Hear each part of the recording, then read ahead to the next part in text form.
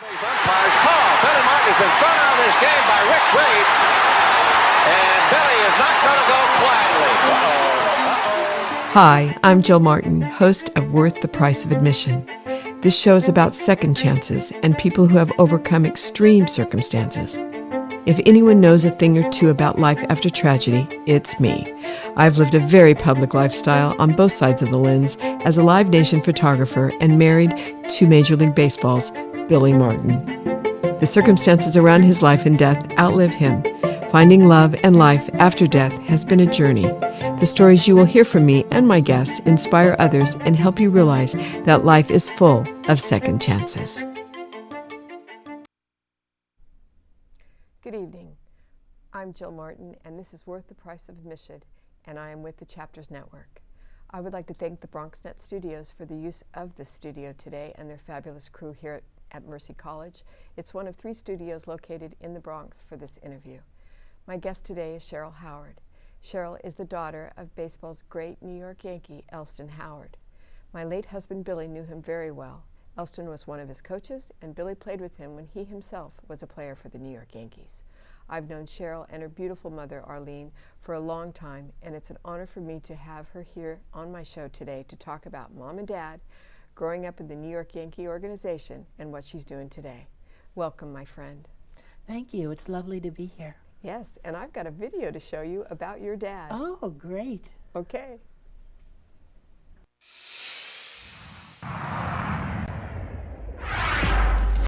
Number 32, Elston Howard. Elston Howard, the first African-American on the New York Yankees. Deep to left field. That ball is gone. Man, Ellie really tagged that one. The African-American who, like Jackie, carried with him responsibilities that make their accomplishments all the more important. In his first World Series time at bat, Howard smashes a homer to left. He was good at everything he did. He had a good arm, he was a good receiver, and he was a good hitter. That ball is gone way back. Tremendous home run. In 1963, he was the first black player to become AL MVP. In 1969, Elston Howard was the first black coach in the American League, and that's another milestone and credit to his resume. Ellie talked to me about Jackie Robinson. He said, I could not have gone through what Jackie Robinson went through. But in his own quiet way, Ellie also was a pioneer. So what'd you think of that video? I thought the video was wonderful. It's great. I've never seen it before, and it's always such a thrill to see things, that are honoring my father. So it was lovely, really lovely. And first of all, I want to thank you for your father's service. It's Veterans Weekend, and without his contribution, as many others, we would not have a lot of the wonderful things and privileges we have today. Yes, so that's thank true. you. Yes. And Thank how's you. Mom?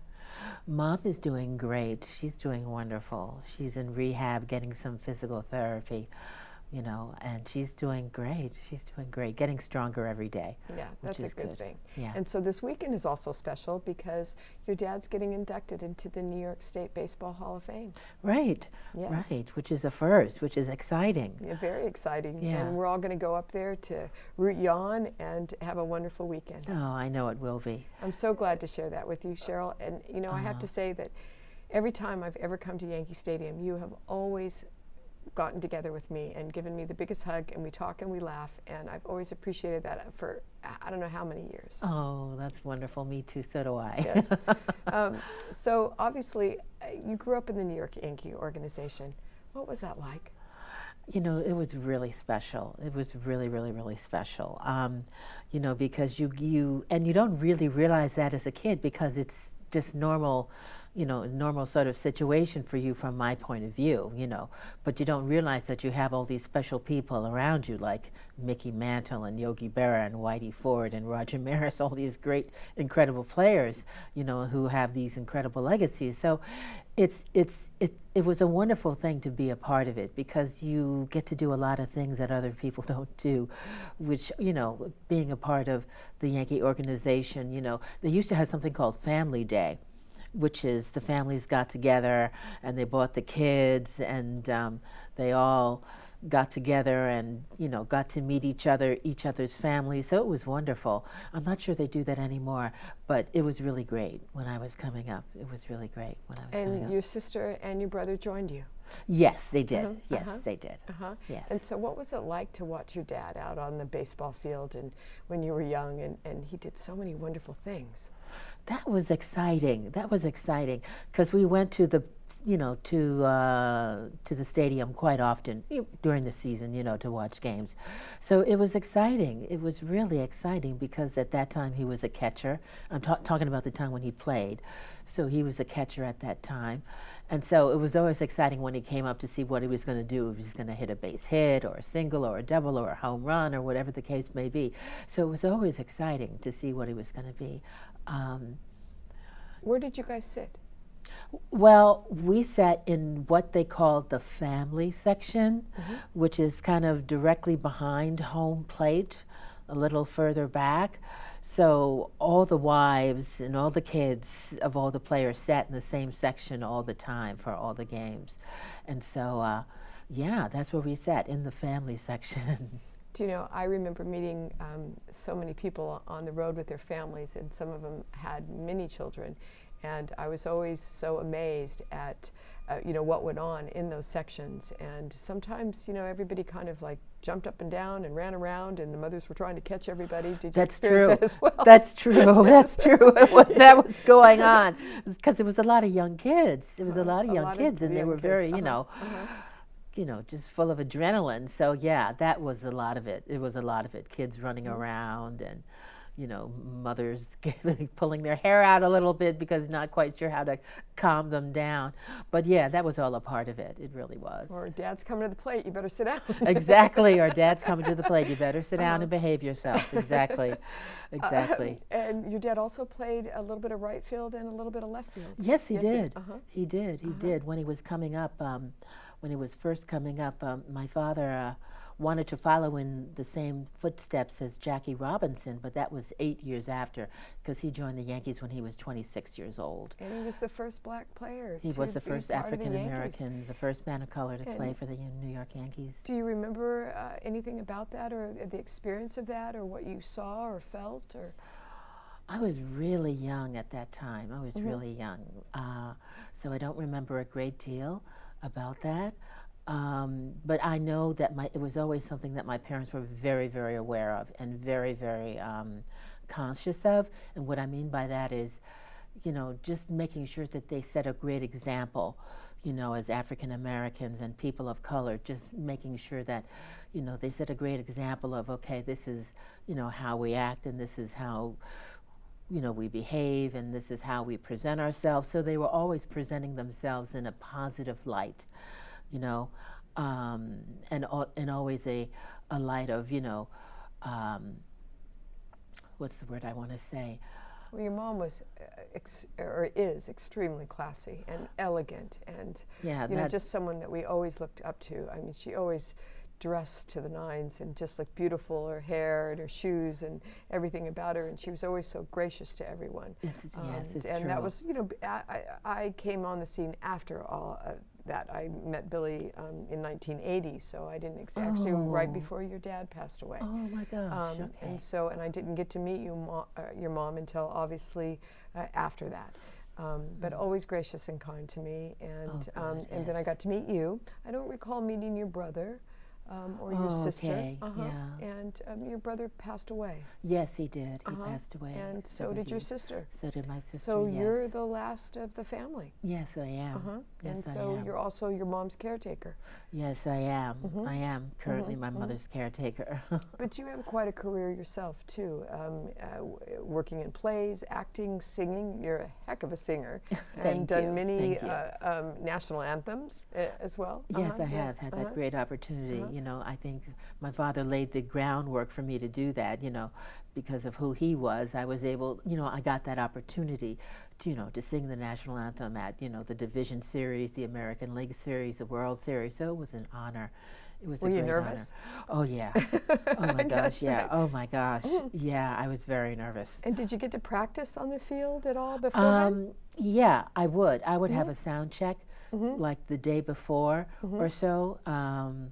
you know, because you get this echo coming back at you, this feedback, and so that can be very confusing. So you need to get used to that. You don't want to get, you know, caught up in the feedback of the echo, because then you get yourself confused. So it was always important to have a sound check, you know. And so, do you sing today? I do sing. I do sing. I love to sing. It's part. It's who I am. It's part of who I am. You know. So yeah, I do sing. I do sing. And when did you realize that you loved that so much? Oh, fairly early, very early on that I loved it, because I was always a kid, always, you know, making up stories and playing characters and putting together shows, and I was always just a very, you know, productive person in that way growing up, you know. And so I was very young when I realized that. I'd say very young. I was always into, you know, theater and television and musical theater and acting and dance as well, being a part of that, because I studied dance when I was very young, ballet and jazz and tap, so I was studying all those different. And so were Mom and Dad strict? Were Mom and Dad strict?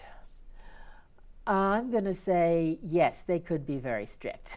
Okay, that's good. Yes, though. they That's a could good be. thing, right? Yeah, they could be strict. They could be strict when the moment caused for them to be strict. They definitely were strict, you know. Can you remember any time that was disappointing to you because they were strict? Good question. Oh, let me think. Oh, School, boyfriends? school definitely. School definitely. Yeah, because sometimes, you know, we didn't want to go to school. So It's kind of typical, right? yeah, so we would, you know, act like we were sick or had a cold when we really didn't. And my mother I tried that a few times. Oh, you did? You tried that a few times too? Yeah. Sometimes it worked. Sometimes it worked, and sometimes it did work. It was amazingly so. It did work, you know. But then my mother caught on. Just pretty sharp lady. Yes. Yeah. And she was really the woman behind the man, huh? She really was the woman behind the man, you know. When my father was playing for the Yankees, at first when he started, he was a part-time player, you know. He wasn't, you know, catching all the time, you know. He was a backup for Yogi. And so he wasn't playing all the time. And so my mother suggested, well, why don't you demand a trade? But my father was like, no, because he loved being a Yankee. He loved being a Yankee, and why not? I mean, at that time, the Yankees were winning the World Series nearly every year. And your dad was helping him. I mean, That's true. You know, what I've come to know is that, I mean, almost every single World Series, and I think he was in 8 or 9 of them or something, and least, I mean, yes. he would pull off that home run, and even there were times, obviously, that they didn't win the series, but they won it more times than they didn't. They did. And they he always really came did. through and had an incredible record. And I understand he helped pitchers when there's one particular pitcher that didn't see well, and so he would, instead of doing the finger movements, he would crouch down and let him know what kind of pitch he should throw. Oh, that's Yes, interesting. yeah, interesting, Okay, yes. Yeah. And he enjoyed, obviously, being a catcher more than anything else. Yes. But then didn't he also invent, there was something that they put on the bat? Yes. And that was patented and sold Right. because of what he did. So it enabled that. You remember the players used to pick up mini bats because of the weight of the bat so they could swing better. Exactly. And so the donut. That's exactly right, what it that's is, yes. the baseball donut. It was a round weight that you can just slip on top of the bat, and it gives you that heavy weight so that you can practice your swing, you know, and warm up, you know, before you get to the plate. So even to this day, players use the donut, you know, to warm up, you know, on the on-deck circle. So it's still being used to this day, which is kind of a neat thing. And then I read that, and also was told that the old stadium they dedicated to your father. Yes, across they the did. street. Yes, They did. They did do that. That must have been quite a thrill. Huh? Yes, that was. That was quite a thrill. You know, it was really exciting that they would do that, and in memory of my father. So yeah, I'm very proud of that. And what would you say your father's proudest accomplishment was? Oh gosh. You know what? He'd probably say something like his family, like raising his 3 children. I think that would Rumor has that, yes, that the family was extremely important to him. Yes. And he was very sad when he got traded to Boston, but To he did go Boston. walk in there and help him for that miracle year, Yeah, like they right off did. the bat. They sure, very he grateful. Sure did. He sure did. But that's what he was. He came out and he would just come up to the plate and off it would go out of the field. That's true. That's very, very true. That was really good. That's very true. Billy once told me that when Ellie first came onto the team, he had gotten on one of the buses one day, and Ellie was sitting by himself, and of course Billy walked in with a big old cigar in his mouth and realized that Ellie was sitting by himself. So he said, "I'm going to sit with Ellie," and he goes over and says, "So how's it going, Dago?" And I think they instantly became friends. I know what they all went through with your father traveling during that period of time. You know, Jackie Robinson obviously broke that barrier, and Elston came next. So they many times they stood up for him, and if there's places that your father may not have been welcome, the guy said, "We're not going." Yeah, exactly. That's the beautiful part of this story, is that they really were a family. That, you know, all the players really were like family, and they treated each other like brothers. I mean, and so they, they didn't care about the color of my father's skin. They just treated him, like he was one of their own, which was a beautiful thing, and it's true. If they would be invited to a certain place and my father wasn't allowed to go, they'd say, "Well, we're not going at all," So it was like that, back then, which was an incredible thing when you think about it. And you think, yes, it is. But he had such grace and humility, and everybody loved him. Yeah, he really did. He had a gentleness about him and a humility and a very strong sense of humanity about him, and And so you were at the old Yankee Stadium, and Yes. so I was fortunate enough to be able to be there as well. And what do you think of the new one? Honestly, I got to tell you, I think I like the old one better. I'm with you. Yeah, I like the old one better. It was, I don't know, there's a sense of warmth around it. Whereas this one that we're at now, it's a little bit cold. I don't know. It's just It's a little beautiful, bit, and it's it is beautiful. Let me, magnificent. let me Yes, say it really is that. beautiful. Yeah, I don't want people to think, oh, I think it's not so nice, but it's lovely. It's lovely. It just has a very corporate, cold sort of feel to it. Not that there's anything wrong with that, but that's the way it is. Whereas the other one had more of a gritty, old-fashioned baseball, and had like this incredible history. I mean, you're talking about the places where Babe Ruth, the house that he built. I mean, it was just a wonderful thing, and the legacy and the history of the first, Yankee Stadium has an incredible sense about it, And so, yeah, there was more of a, for me, there was more of a sense of comfort, a sense of home, a sense of being there at the first one. And growing up there. And growing up there, yeah, I think that had a lot to do with it. I always felt, before the new one was built, that there was a lot of ghosts there, on every corner. Oh, yeah. Everywhere you turned, it was you got that old feeling. Oh, God, I have a funny story about that.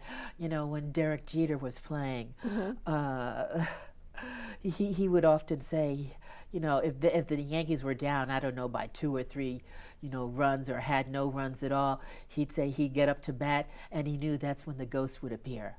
Yes. So he would say that's he very knew good that's and when the very ghost true. would appear, and they would just help him, hit a home run, that type of thing. Which I always So loved. how many games do you think that you went to, home games, or even away games, like in a season when your father was playing? Did you go to every game? I didn't go to every game, not every game, but went to quite a few. And did your mom go to every game? No, she didn't go to every game either, but went to quite a few. Went to quite a few. And yeah. so let's talk about Karen. Okay. And a wonderful girl, your younger sister, and unfortunately she had a disease. And what was she like? She was wonderful, my younger sister. She was born with cerebral palsy. And so, but she had an incredible spirit, just like a fighting spirit. And she taught me a lot about love and patience and humility. She really did. She really, really did, especially patience. But she was a wonderful kid. She was always had a smile on her face and was always just ready to go and just be a part of anything and do anything. She really was a special person. She really was. And she loved watching her dad play? Oh, yeah. Oh, yeah, sure. She did. She loved watching him And play. how about your brother? My brother also was a bit of a firecracker, so to speak. You know, he was kind of like a much more a kid full of a lot of energy, you know. So he was always, you know, into things and always doing things and, you know, just always running around. And my mother was always like, all right, come back, you know, that type of thing. You know. And so when your mom, when your father passed away, years later, she wrote this beautiful book. Yes. And I loved reading it. And there's just so many good. stories about it and so well written. Yes. And did you participate in that? I did. The writer, Ralph Winbush, is a wonderful writer. He was a sports writer for the New York Post for many, many years before he retired. But there's a special connection between Ralph Winbush's family and my family, is that Ralph's father was, I believe he was head of the NAACP in Florida at the time, or one of the branches. And so when the Yankees, you know, were going down to spring training, they had to, because, you know, Daddy couldn't stay in a hotel like the other players, they had to find him lodging. And so they would call the NAACP and find him lodging to, you know, stay in a house, you know, somewhere where he could just, you know, be and, you know, live. And I think he stayed with Ralph. He did. Many He did. times. He stayed. Yes. He stayed with Ralph many times, and yeah. So that's a special connection. And to this day, you know, we're very much in contact with Ralph. And beautiful words, beautiful writer. He did a great job. He really did. He really did. He really did. And your mom expressed herself on many of her feelings, her background, and I read where she listened to our friend Harry Carey. And that's how she, great guy. And that's how she fell in love with baseball. And obviously well before, and you know, Jackie Robinson and all of that, and she hadn't met your father. How did they meet? They sort of grew up together in high school. They both were born in and grew up in St. Louis, Missouri, which also is where Yogi Berra grew up, by the way. And they sort of grew up together. They knew of each other, but you know, were not really friends at the particular time.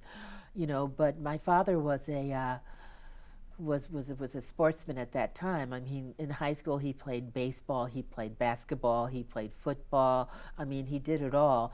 And at the time when he graduated from Vashon High School, I believe in 1949, he had about 25 scholarship offers to go to college, and he turned them all down because he wanted to follow in the same footsteps that Jackie Robinson signed you know, on with the Dodgers. So he went on to play with the Kansas City Monarchs, which was a team for the the Negro Leagues at the time. And he played with them, and the manager at the time was Buck O'Neill, a wonderful man. I'll never forget Buck. He was just a wonderful man. I met him later on in life through many different you know, outings and things like this sort of thing. And he was a wonderful man. But it is at Buck's recommendation that my father got signed for the New York Yankees. But going back to your original question, they didn't know each other that well. They knew of each other, but didn't know each other. And so eventually they winded up getting together, you know, because of the same types of people who they knew growing up in high school. So was it love at first sight? Was it love at first sight? I'm not so sure about that. I'm not so sure if it was love at first sight or not. And how soon after they met did they marry? I'd say a couple of years. A couple of years they got married. And then at that time, my father, he was going down to Puerto Rico to play, I believe, if I have that right. Okay. And so did they have a big wedding? No, they had like a civil wedding, you know what I mean? They, you know, justice of the peace sort of thing. So it was that type of thing when they got married. They didn't have a big, huge, gigantic thing. It was a very small, quiet thing. Very small, quiet thing. And did you, when he, I'm going to move forward a little bit, when he was traded from the Yankees to the Red Sox, did you all move to Boston? We didn't move to Boston. What we did was we came up on certain weekends You know, and my father was living in a hotel at that time, and so my parents got a big, huge suite, you know, where we all stayed in, and yeah, so we didn't come up all the time. We came up periodically, like through the season, you know, to see Dad, you know, play. What did you think of Boston? I loved Boston. I loved Boston at the time. My brother and I were having a great time in that hotel because we used to ride the elevator up and down just for fun. So it was Do you great. remember what hotel it was? Oh, I can't remember. It was such a while ago. I can't remember the name of the hotel. And did Karen get to come with you? Yes, Karen did get to come with us. Karen did get to come with us. That's good. I remember coming east for the first time. I actually liked Boston a little bit more than I liked New York. Of course, that changed very quickly, but I had a good time there as well. Oh, good. Yeah, I love Boston. I love Boston. Yeah, you know, and I went to college in Boston. Where? I went to Emerson College in Boston, so that was a great time. And what did you study? I studied communications, journalism, and theater and drama. And so, did you do anything with the journalists? No, I didn't. But now I'm writing. I mean, now I'm saying I'm writing more than I ever have written before. Because several years ago I did a off-Broadway show that I wrote about the life of Josephine Baker. Yes. Oh, And gosh. so I had the incredible opportunity to do that because several years before that, I was in Europe living for 3 years in a show, doing a show based on the life of Josephine Baker for about 3 years. I traveled You know, throughout I Europe. remember that. I remember when do you you did. really? Yes. Okay. And so, what was it like? Where in Europe did you live? In Amsterdam, because the Great producers, place. they were located in Amsterdam. So we traveled, from Amsterdam was our base, and then we traveled out throughout Europe, you know, doing the show. And it was all done in English? It was all done in English. Okay. I sang in English. Oh, and I also sang in French. So it was a little So bit you of speak both. French? I do. I do speak French. Okay. I do. So you were there for several years. I was there for about 3 And, years. Was Amsterdam your favorite of all the places that you traveled around there? I think so. I think Amsterdam was my favorite. It's a great city. It's a beautiful city with all its canals and beautiful It's old one place I European have feel. not been. Oh, it's beautiful. It's really lovely. I love Amsterdam. It was really became like a second home for me, you know, and I have still to this day a lot of friends there, you know, who I wish I could see more often than when I do. Have you gone back? I have not gone back, but it's time for me to go back. Yes, it is. You know, I've had friends who've come to New York, you know, to see me, but I haven't gone there. But it's time to go back because it's been quite a while. And so I was there doing that show for 3 years, and then originally the show was supposed to go to London. That was the plan. And what happened was the London producers wanted to do some rewriting, and the original director didn't want it to be rewritten, so there was a little bit of tension there with that. So it winded up not going to London, and then I came back home and was completely frustrated because you know, the plan was for it to go to London and then to move on to New York. You know, so what I did was when I got back from Amsterdam, I went back to school. I went back and I got my undergraduate degree, and then I went on to get a master's degree in writing. And So you need to write. Yes, you should be yes, writing. yes. Lots of stories. Yes, and so I winded up doing all I already had a wealth of research about the life of Josephine Baker, you know, that I had already done on my own when we were. It's a great story. It is. It's an amazing story. She was an amazing woman. And so what I did was I just went back and went through all of that different material and started writing my own show, my own one-woman show about her and about all these different characters in her life, and winded up doing a one-woman show about her life off Broadway. And see, and that's what I remember you doing when I first came on the scene, and so busy. And what else did you do? Oh, well, I've traveled around a lot, doing a lot of different national tours in America and this country, all different types of tours, you know, of different types of shows, Ain't Misbehavin', Dreamgirls, and original shows, a lot of original shows I did that were wanting to come into the city as well, you know.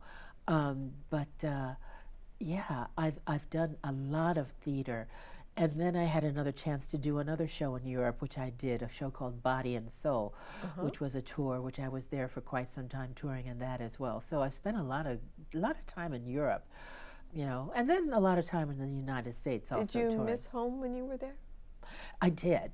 I did. So periodically, when we had time off, I would go home. And so it was nice always to go home. And so your mom at that time, was she still working after your father passed away? She went back into the family printing business? Yes, she did. That's correct. She Okay. did. She went back into the family printing business. And your brother did that a little bit? Oh, He yes. did. He did. He did that a little bit as well. He did that a little bit as well. And now the family, you all no longer have that. It was sold. Right, Okay. exactly. It All was right. sold. Okay. It was sold. And so do you, what are you doing today? What am I doing today? Well, I've this project that I've been working on with a friend of mine by the name of Debbie White, and her father was Bill White, who used to be one of the Yankee announcers. And I saw Debbie at the stadium. Oh, yes, She yes. gave me her dad's telephone number. Oh, great. And so I believe it's been about 2 or 3 weeks, and I called him, and we chatted and had a wonderful time. You know, Oh, good. because Oh, Billy good. worked in the booth with Phil and good. Bill. And we laughed and giggled. And Debbie actually answered the phone when I called because she was driving him somewhere to To a doctor's appointment or something. Yes. But he was as clear as a bell. I understand he's not doing so well, but he sounded fabulous to me. Oh, good. And we good. reminisced. And what a great man. Yes, what a he fun really man. was. He really, really, really is. So I had never met Debbie before until this last Old Timers Day. Oh, really? You we hadn't sat met her down- before? no, Because I she's had- been to other Old Yes, Timers and I've Day. never met her. You know, Okay. usually there's so many people and so forth. But oh my gosh, she was just, and she says, oh, you need to call my dad. So that's what I did. Oh, that's great. And I so enjoyed that because it's been so long. Oh, that's great. That's great. That's great. And so you and Debbie maybe grew up together a little We bit? did. Yes. We grew up together because Debbie's father also played for the St. Louis Cardinals That's for correct. many years.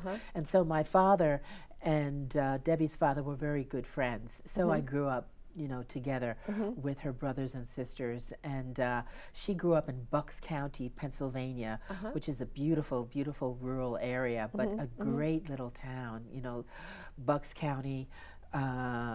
And just all the towns around there are just so interesting and just different. I mean, they're very artsy. There's a lot of great restaurants and this type That of is thing. a nice area. So she grew up there, but was one of probably the only African-American family living in that area. So she had all these different stories about growing up and about current stories about what it's like living in Bucks County now. So she kept telling me all these stories, and I said, you know what, that's a sitcom.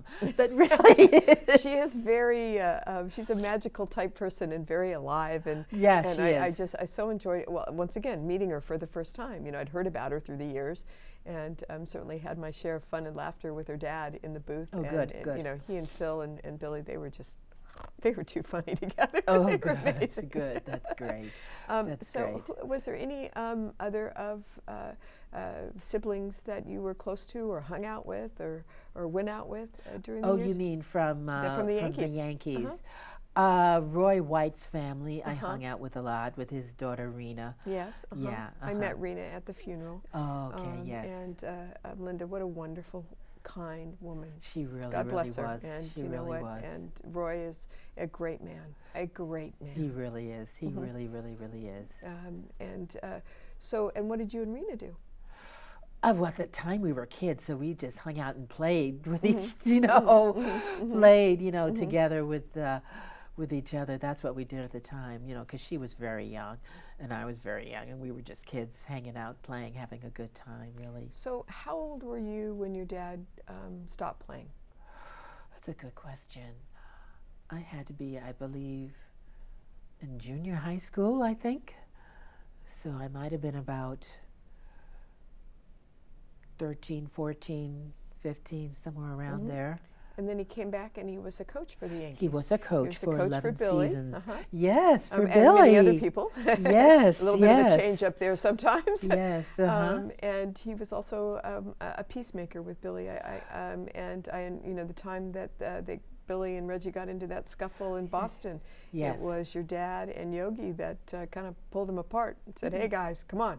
It's true. It's true. It really was. That really was. It really, really was. I mean, that was something. Yeah, but Dad was there to say, hey, you know, come on, come we need on, to, yeah, we come need on, to, like, and I'm grateful for that too. yeah. But Billy had such a soft spot in his heart for him, and always talked about just, you know, once again, everybody protected one another, which it was Yes, just so which is a wonderful admirable. thing, wasn't it? Everybody And, protected one You know, another. you think about how our life is today with teams, and things have changed and so forth, but it seemed like that era of ball players and the 70s era of ball players, they just were like glued at the hip. You Yes. know, with each other, protected each other, did things with each other. Yes, that's true. That's true. I come from a little bit of a professional sports background, and then coming and seeing what the Yankees were all about, boy, that gives you a whole new insight. It really does. It really and, does. Very exciting, and I think that had a lot to do with how they were able to win like they did and accomplish Yeah. the things. Yeah. And wasn't your mom and dad real close to Yogi and Carmen?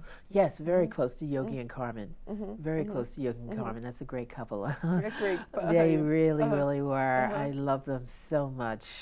See, Uncle Yogi and Aunt Carmen. They were just wonderful. Really wonderful and did people. you all, let's see, he was from Montclair. He lived in and you Montclair, guys right. are in Teaneck. Yes, And you've lived there the whole time. Yes, I've lived in Teaneck the entire time. How long has that been? Wow, it's been some time, at least since the 1960s, I have to say, so 60, 70, 80, 90. That's over 40 years, yeah. And when your mom, I understand there was a real reason for her to write this book. Talk about that. Well, I think she wanted to just really set things straight by writing this book and making sure that, you know, that my father, as my mother would say, got his due, just in terms of people knowing, you know, his history and how much he accomplished and what he did and that type of thing. And Ralph was wonderful with all of that. He just is just like a walking encyclopedia himself, yes, for baseball. For He sure. truly is. And so the two of them together with my mother's story about growing up, you know, in St. Louis, and then Ralph's great knowledge of baseball and history, it was a good combination, you know, to sort of bring this book to the forefront, you know, for her. One of the things I was taken by when I read it was shortly after your father passed away, your home was robbed. Yes. Did you ever, go ahead and share with us. Oh dear, yeah, that was awful. That was awful. Yeah, a lot of things were taken. Mainly when I say things taken, a lot of like my father's jewelry. You know, rings were taken. The World Series World rings. Series rings. Which was what, 9, 10 of them? Exactly, Yes, exactly, exactly. So all of these things were stolen. Never you know. found out who or when or why or anything back? No, one thing we got back, yeah, one ring we got back, and that was just a crazy coincidence. It was some sort of a officer in the Bronx was arresting some kid for something, and he noticed he had this ring on his finger, and it happened to be my dad's dad's Isn't ring. that amazing, huh? Yeah, isn't that so crazy? So you're able to at least have one of them? Yes, exactly, you know, exactly, exactly. So when your dad passed, Mom, how was she? Oh, Having yeah, been that through was that rough. myself, it's not the easiest thing to, It to isn't. get It is. through. It No, isn't. It's not. It's very rough. It's very Mhm. rough. It's very rough. And she had a lot of good people around her. She had a lot of good friends around her, which was good, which was comforting. Yes. And she, the way she dealt with it, my mother, it was just rough for her. So she began traveling. That seemed to help her. You know, what I mean by that is, you know, she would travel to places she'd never been to before. She went to one Christmas, went to Brazil. I went with her at the time, but she would travel to sort of, you know, I don't know, it was almost like getting away from the environment that she felt. But it was really rough. It was really rough. Because And how did she deal with the racism of her time? I always saw her to be so stoic and such a lady that she was such an example to so many of us at the stadium. How did she deal with all that?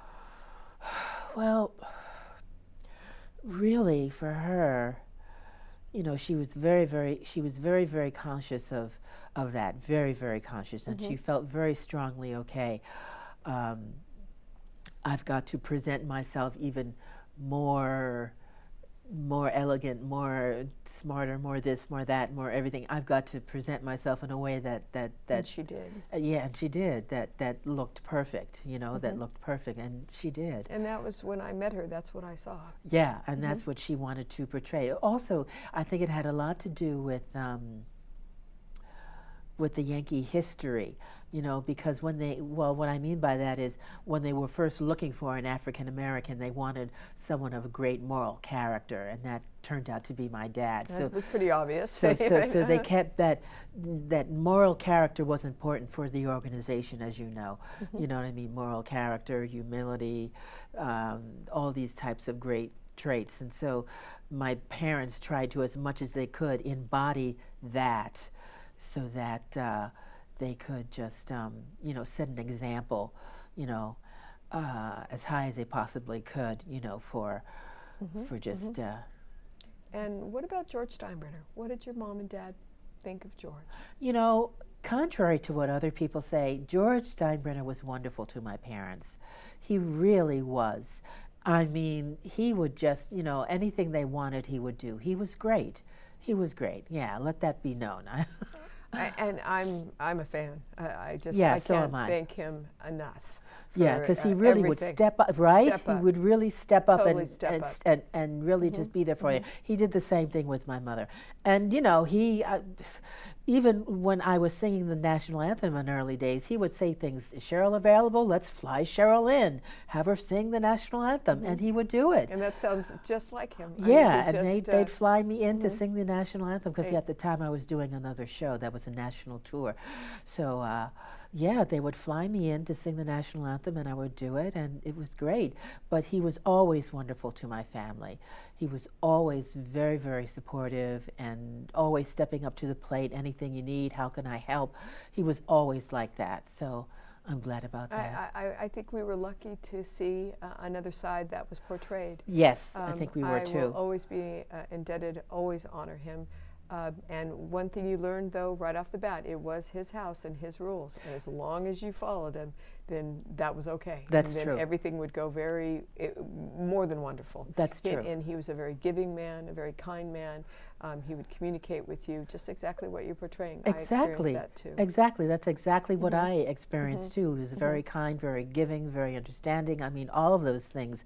And his wife too was lovely. Oh, yes. She was absolutely lovely. She was, and so is the whole family. They've been Yeah. wonderful.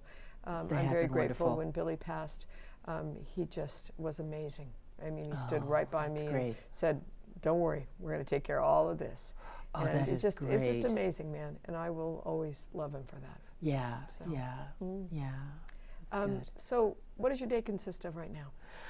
Well, right now, I've been caretaking for my mom, for her, caretaking for her. So that really entails like getting up, making sure that she's up, her getting dressed and getting, serving her breakfast and, all that type of stuff is what I've been doing right now, taking care of my mom. And do you have help along other than I yourself? do. Periodically I have help. Periodically I have help, with her. And so, will she be traveling to Albany with you tomorrow?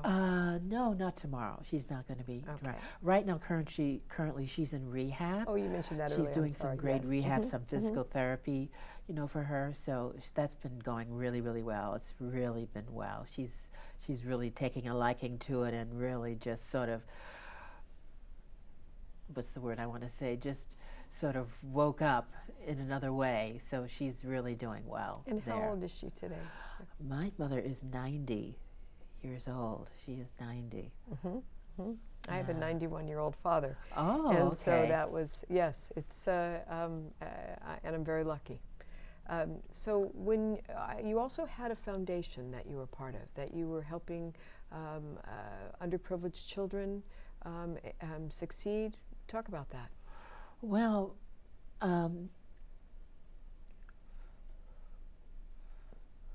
what do I want to say about that? Yeah, it was my mother was involved with the foundation. at the time that helped children, underprivileged children at the time. During the holidays, she was involved with a very special club called the Doll League, which was a great organization that set up scholarships and this sort of thing for children, underprivileged children. And every Christmas they would do a big, huge toy drive for these kids and have big affairs, you know, black tie affairs and this type of thing, where they would raise money, you know, for the children, for these children, for you know, scholarships and for Christmas events as well.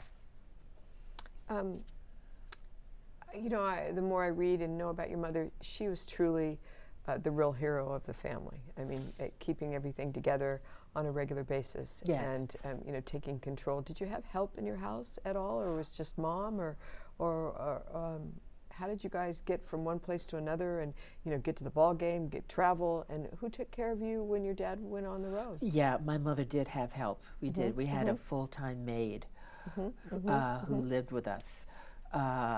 So we had that, you know, full-time maid who did all the cooking and did all the cleaning, and so my mother was able to just concentrate on, you know, on us, on the kids, and what we were doing, and making sure that we were up and dressed and ready to go, and this type of thing. So yeah, so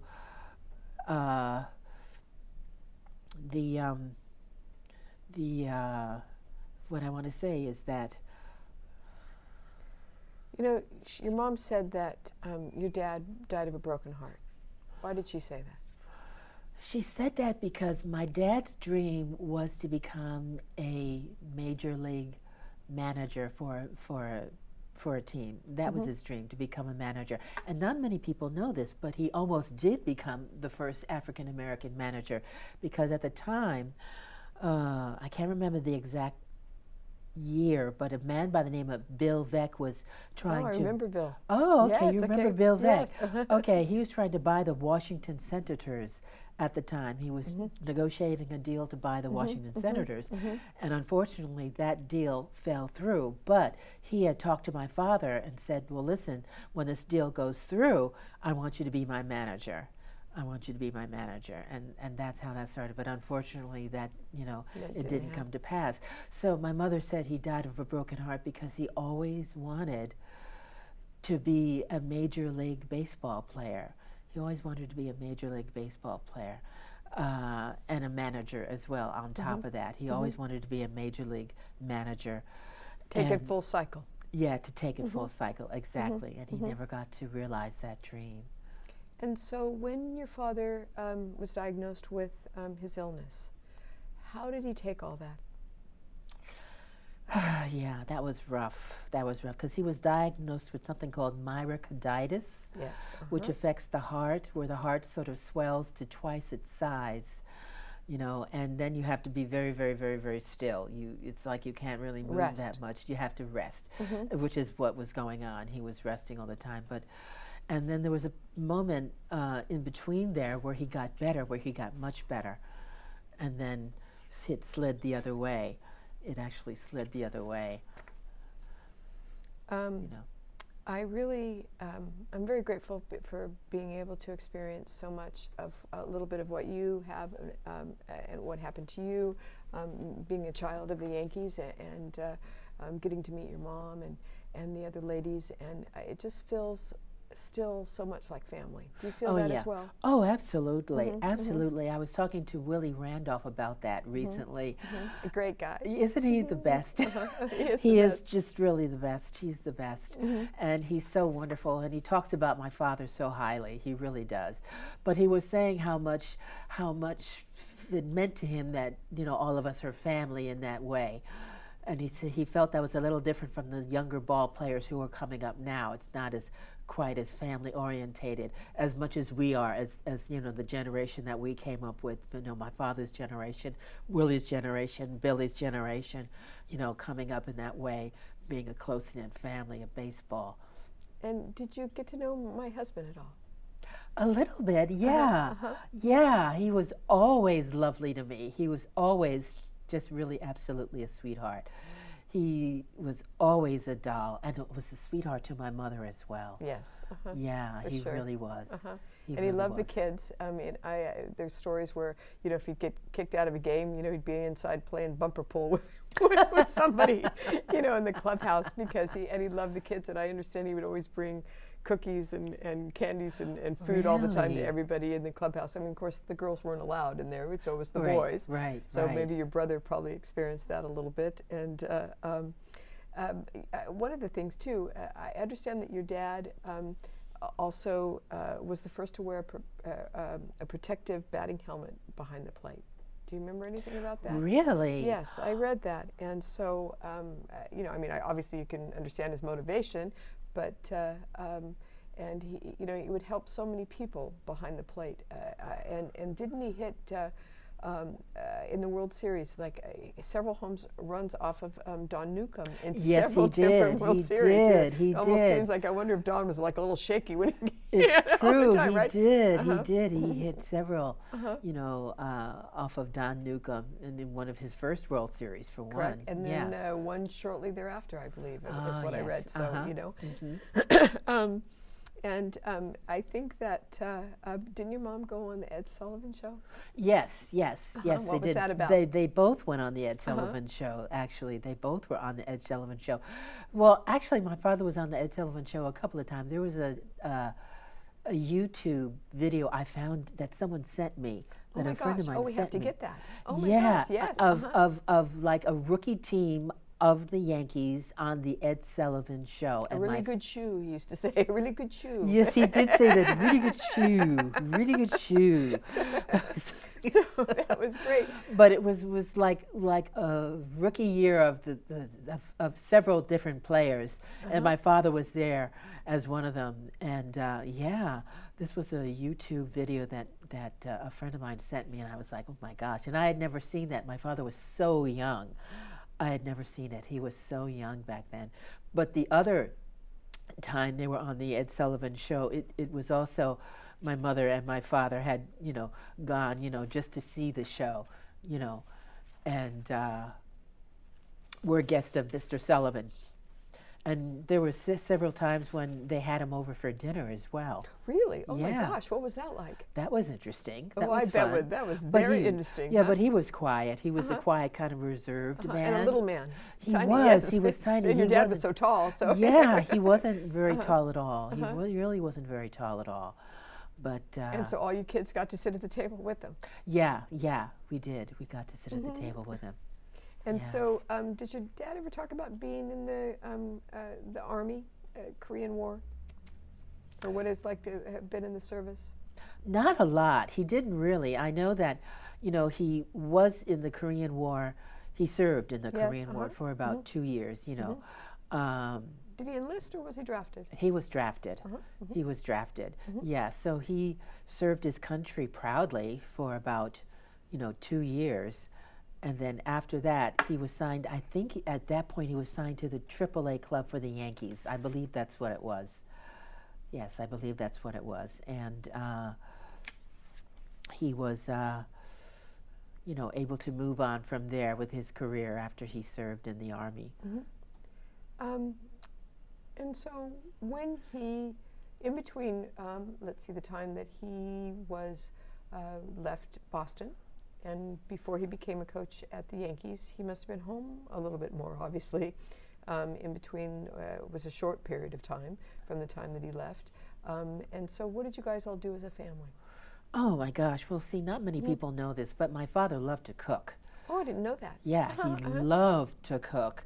Loved to cook. So much so that my mother would say to him, so what are we eating tonight? What are we having for dinner tonight, Ellie? Relieved of her duty. Yeah, relieved of her duty. But he loved to cook. I mean, so much so. And one of the things he loved to do was grill. He really loved to grill some steaks. He really did. I mean, this is how much he loved to grill steaks. It would be snowing outside, 12 inches of snow. He would fire up the grill outside in the snow just so he could have charcoal, real authentic charcoal steaks in the wintertime. That's awesome. And so where did he learn to cook? Just growing up? Or? Just growing up and just experimenting and doing it himself. And then he made an incredible gumbo. an incredible Ooh, I like crab that. gumbo that was out of this world. He made some great smothered pork chops, you know, for breakfast. He really was That's a pretty great. good for breakfast. Yeah, it was. It was. It was heavy with home fries. Yeah, it was great. So Great.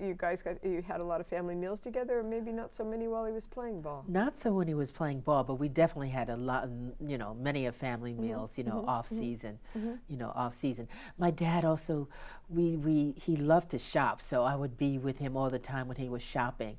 I mean, he just loved to go out and both of it, food shop and shop just for whatever, you know, was the newest, latest gadget. He would love to do that, you know.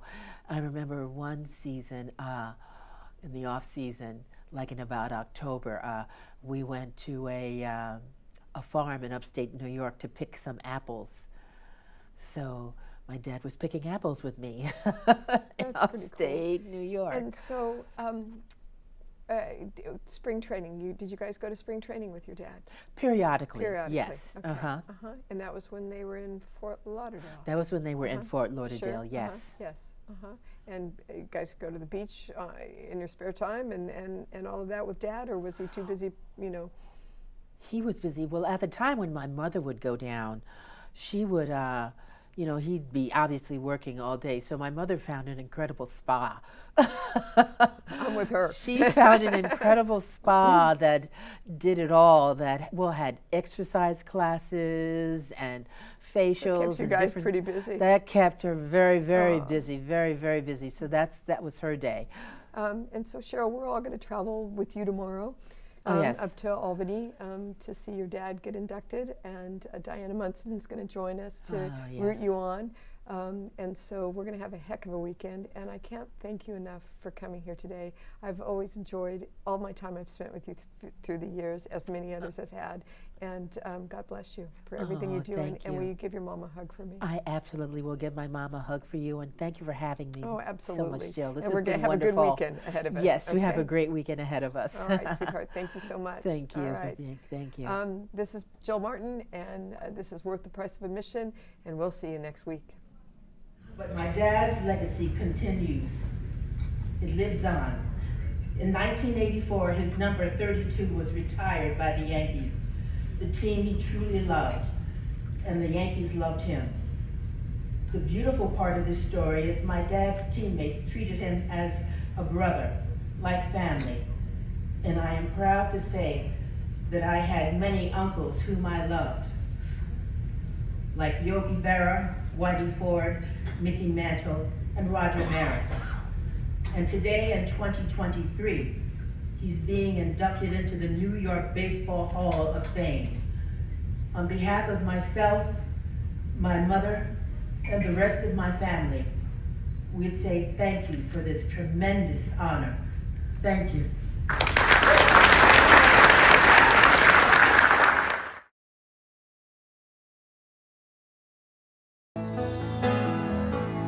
Once in your life, you find her, someone